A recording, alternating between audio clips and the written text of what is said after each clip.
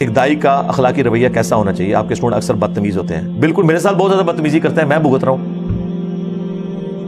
تو لیکن ہم تو برداشت کرتے ہیں۔ بدتمیزی جو کوئی کرتا ہے نا جی، تو وہ خود ہی اپنے اعمال کا جواب دے، ایسے ہونا نہیں چاہیے، بالکل غلط ہے۔ ہم نے تو کوئی کسی کی تربیت نہیں کی ہے۔ مجھے یہ بتائیں کہ ہمارے کس اسٹوڈنٹ نے کسی شخص کو رفع الیدین نہ کرنے کے اوپر مسجد سے نکالا ہے، یا گالی گلوچ کی ہے، یا گستاخ رسول کا فتویٰ لگایا؟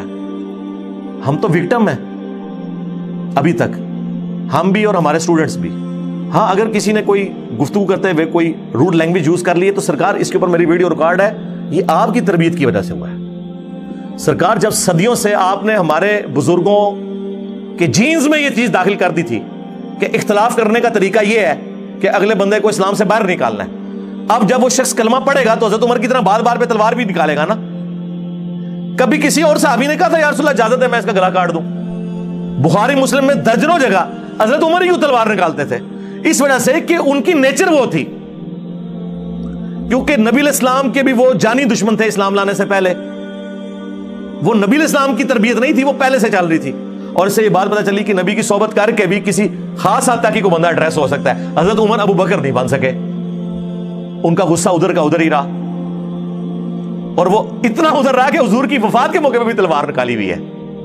کوئی ناسخ و منسوخ بھی نہیں ہے کہ آپ کہہ سکیں کہ پہلے کرتے سن بعد بڑے نرم ہو گئے سن، نہیں، یہ تو وفات والی حدیث بخاری میں موجود ہے، پھر اپنے دور خلافت کی جو ان کی حدیثیں ہیں وہ موجود ہیں، تو یہ ذرا ذہن میں رکھیے گا۔ یہ بدتمیزی جو کچھ ہو رہی ہوتی ہے نا، یہ اس تربیت کا اثر ہوتا ہے جو پہلے کی ہے۔ اور اگر آپ مجھے کہیں گے کہ آپ کا اثر نہیں ہوا، میرا اثر اتنا ہی ہے کہ پہلے یہ فتویٰ لگا کے آپ کو مارنے کی کوشش کرتے تھے، اب صرف علمی اختلاف کرتے ہیں۔ میں نے اتنا سافٹ ویئر تو ان کا اپڈیٹ کر دیا ہے، اس سے زیادہ تو کوئی نہیں کرتا۔ پھر بھی اگر کوئی کرتا ہے تو اللہ تعالیٰ اسے ہدایت دے، ہم نے تو کبھی کسی کی یہ نہیں کیا۔ اور ہو سکتا ہے وہ آپ اس کو بدتمیزی سمجھ رہے ہو، بدتمیزی نہ ہی ہو، بعض اوقات تو آپ کسی عمر سے بڑے بندے کو، اپنے عمر سے جو بڑا بندہ ہے اس کو قرآن و حدیث بھی بتایا نا، وہ کہتا ہے آپ کو بات کرنے کی تمیز نہیں ہے۔ یہ آخری ایک حربہ ہوتا ہے ان کے پاس، یہ بڑا طریقہ واردات ہے۔ آپ علماء سے کوئی بات پوچھیں نا اور کاؤنٹر کوسچن کر دیں۔ سرکار، میں آج تک اپنی زندگی نہ ایف ایس سی نہ انجینئرنگ یونیورسٹی کوئی ٹیچر نہیں دیکھا کہ جس سے ہم نے پوری بحث کر کے کوئی مسئلہ ڈسکس کیا ہو بھرے مجمع میں، بھری کلاس میں، اور اس نے کبھی کہا ہو کہ آپ کو بات کرنے کی تمیز نہیں ہے۔ یہ نا آپ کے اندر تو فزکس، کیمسٹری، میتھمیٹکس کے پروفیسر جتنا بھی حوصلہ نہیں ہے۔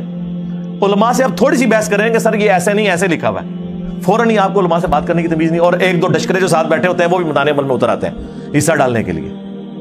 پھر یہ کہتے ہیں جی دنیاوی ٹیچرز کی لوگ عزت کرتے ہیں، دینی کی نہیں کرتے۔ سرکار، آپ لوگوں کے تو اخلاقیات ویسے ہے ہی نہیں ہے جیسے ان کے ہیں۔ وہ غلطی نکالنے پہ کہتے ہیں تھینک یو، اور آپ کہتے ہیں پھینک دیو۔ زبان سے نہ بھی کہ آپ کے چیلوں کو پتا ہوتا ہے، ایسے ایسے اشارے کرتے ہیں نا، انہیں پتا ہوتا ہے۔ یا وہ اینڈ پہ کہتے ہیں آپ ذرا کمرے میں تشریف لے آئے، کمرے سے جانا نہ، کمرے سے کہتے نہ جانا، اوتے کرام مسلم کرن گے تھوڑا تقریراں کر دیو مجمع وچ، سوالاں دے جواب کمریاں وچ جڑے بڑھو نا، مجمع میں تقریر کی ہے۔ ویسے تو آپ کہتے ہیں حضرت سلمان فارسی نے حضرت عمر سے بھرے مجمع میں پوچھ لیا یہ آپ نے کہاں سے کپڑے سلوائے ہیں۔ سرکار، آپ سے نہیں کوئی پوچھ سکتا کہ سرکار آپ تو انڈے بیچتے تھے جب اسلام آباد آئے تھے، اب آپ کی کون سا تیل کا کنواں نکلا ہے، یہ سونے کی کان دریافت ہو گئی ہے۔ ہاں، صرف یہ ہوا ہے کہ آپ جو ہے وہ ایک سیکٹر لانچ ہونے سے بھی کافی عرصہ پہلے ایک چھوٹا سا مٹکا اور ساتھ 2-3 لوٹے لے کے اسلام آباد کے ایک سیکٹر کے کونے میں بیٹھ گئے تھے، جس میں آپ کو بتا دیا گیا تھا کہ نقشے میں مستقبل میں یہاں ایک مسجد بنے گی، اور آپ نے اتنی لمبی انویسٹمنٹ کی، لوگ آپ پہ ترس کھاتے تھے۔ بعض میرے جیسے رقیق القلب لوگوں کی آنکھوں میں آنسو بھی آتے ہوں گے، کیسا اللہ کا درویش بندہ ہے کہ چٹائی میں اکیلے بیٹھا ہوا ہے اس جنگل میں، لیکن پتہ ہی نہیں انہوں نے بھائی کروڑوں ارباں دی انویسٹمنٹ کی ہے۔ یہ تو میں نے اپنی آنکھوں سے وہ مدرسے دیکھے میں، آج جائیں ان کا لیونگ سٹینڈرڈ دیکھیں، آپ کہیں گے یار یہ وہی بندہ چٹائی پہ بیٹھا ہوا تھا۔ تنخواہ پوچھیں، کہے گا جی 15,000، کوئی کہے گا 20، حد 25,000 تو صرف اس کی گاڑی جو ہے نا وہ پیٹرول استعمال کرتی ہے، ظاہر پانی پہ تو نہیں چلتی نا، بسم اللہ پڑھ کے یا انا اعطیناک کل کوثر پڑھ کے تو نہیں چلتی، جو پاپا جانی کہتے ہیں کہ 15% ثابت ہوا ہے کہ وہ کرتا ہے۔ برکت ہوتی ہے۔ چلو بھائی، ہمارے اسلامی بتا رہے ہیں کہ پیٹرول پر سورہ کوثر پڑھ کر دم کرنے سے برکت ہوتی ہے، یہ مدنی پھول کا تجربہ ہے۔ پیٹرول میں برکت کا روحانی علاج سورۃ الکوثر 7 بار پڑھ کر پیٹرول کی ٹنکی پر دم کر دیں، انشاءاللہ عز و جل پیٹرول میں برکت ہوگی 30%۔ سمجھو کہ 300 روپے کا پیٹرول کی جہاں ضرورت پڑتی تھی تو دم کرتے تو 200 روپے کا پیٹرول سے کام چل جاتا ہے۔ ٹھیک ہے, پرسنٹیج بھی کٹ لی ہے انہوں نے, اندازہ کرو یار دیکھو, یعنی بعد میں وزن پیدا کرنے کے لیے پوری پرسنٹیج بیان کر دی آپ سے. تو یہ انہوں نے انویسٹمنٹس کی بھی ہوتی ہیں, وہاں پہ مدرسے بنتے ہیں, اور بعد میں پہلا کام ان کا یہ ہوتا ہے کہ مسجد کمیٹی توڑواتے ہیں. جیسے مسجد کمیٹی ٹوٹ جائے تو چندہ آ جاتا ہے مولوی کے قبضے میں. اب چندہ ہے مسجد کا یا مدرسے کا یا اس کی تنخواہ ہے, وہ دین پہ ہی لگ رہی ہے. کیوں کہتے ہیں علماء دین کی جو خدمت ہے وہ بھی تو دین پہ بھی لگنا ہے نا, تو وہ اپنی جو خدمت کروا رہے ہوتے ہیں نا وہ دین پہ ہی خرچ کر رہے ہوتے ہیں. ہیلے انہوں نے پورے کیے ہوئے ہیں یار. اسلام آباد میں 25,000 تنخواہ کے اندر کون بندہ رہائش اور کھانا پینا اور بچوں کا خرچہ چلا سکتا ہے؟ جیلم جیسے شہر میں مشکل ہوا ہے. تو وہ ساری کی ساری فیسلٹیز اسی دین سے کھا رہے ہوتے ہیں, یہ سب کچھ کر رہے ہوتے ہیں. اس لیے جو ہے نا وہ آپ ان کے اوپر ترس نہ کھائیں. تو یہ وہ بات شروع ہوئی تھی اخلاقی رویے سے, اور کہاں سے کہاں پہنچ گئی. بے فکر رہیں جناب انشاءاللہ.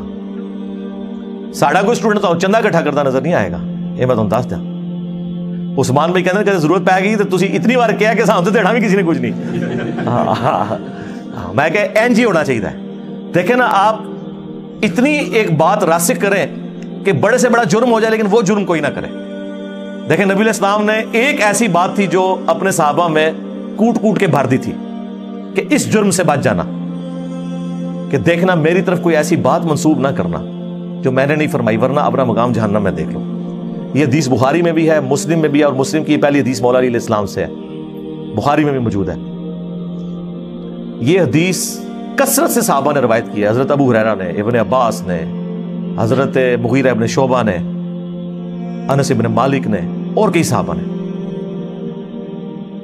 اس وجہ سے آپ دیکھیں گے کہ صحابہ کرام میں پولیٹیکل اختلافات کے باوجود اس لیول پہ کوئی بھی نہیں اترا کہ وہ دوسرے صحابی کے بارے میں جھوٹی حدیث بنوا دے, کیونکہ انہیں پتا تھا کہ یار یہ کام ہم نے نہیں کرنا. جیسا کئی مسلمان ہیں نماز ایک نہیں پڑھتے لیکن کہتے ہیں اللہ دے فضل نال 10 سال تو انگلینڈ رہ رہے ہیں, کہتے ہیں خنزیر کا گوشت نکالا. نماز بھی ایک نہیں پڑھی, خنزیر کا گوشت بھی نہیں کھایا. وہ خنزیر کے گوشت کھانے کو نماز چھوڑنے سے بڑا گناہ سمجھ رہا ہے اپنے ذوق میں, حالانکہ ہے نہیں. نماز چھوڑنا تو کفر اسلام میں فرق ہے. صحیح مسلم کی حدیث ہے 246, بندے کے کفر اور اسلام میں فرق نماز ہے. اس سے بڑھ کر قرآن کی آیت وَأَقِيمُوا الصَّلَاةَ وَلَا تَكُونُوا مِنَ الْمُشْرِكِينَ, سورہ روم آیت نمبر 31. دیکھو نماز کو قائم کرنا, مشرک نہ ہو جانا. نماز چھوڑنے والا تو مسلمان ہی نہیں. پاکستان کے شناختی کارڈ میں ہے, جنازہ بھی پڑھ دیں گے انشاءاللہ. جدو ویلا آیا تو تھوڑا نکاح بھی کرا دیں گے, ٹھیک ہے, لیکن اللہ کے حضور آپ فارغ ہیں, سیدھی سی بات ہے. تو اس طرح یہ نبی الاسلام نے ایک کوٹ کوٹ کے چیز بھری تھی. ہم نے بھی اپنے اسٹوڈنٹس کے اندر یہ بات کوٹ کوٹ کے بھری ہے, بھائی چندے والے کام نہیں کرنا. 3 فتنوں سے بچنا ہے, دولت, شہرت, عورت. تو زمین و آسمان کے سارے شیاطین مل کے کبھی بھی اس دعوت حق کو نقصان نہیں پہنچا سکتے اگر آپ نے 3 باتوں پہ قائم رہے, کہ دولت کے فتنے سے بچ گئے, شہرت کے فتنے سے بچ گئے, اور عورت کے فتنے سے بچ گئے. کیونکہ ان تینوں طریقے سے ہی شیطان داخل ہوتا ہے. پہلے آپ کی کلاس فیلز ہوتی ہیں, بعد میں آپ کی چاچیاں بن جاتی ہیں. یہ مفتی صاحب نے 30 شادی کی ہے اسلام کی خدمت کے لیے, اور اوڑا مدرسہ نا نکی نو کھول کے دیتا نے.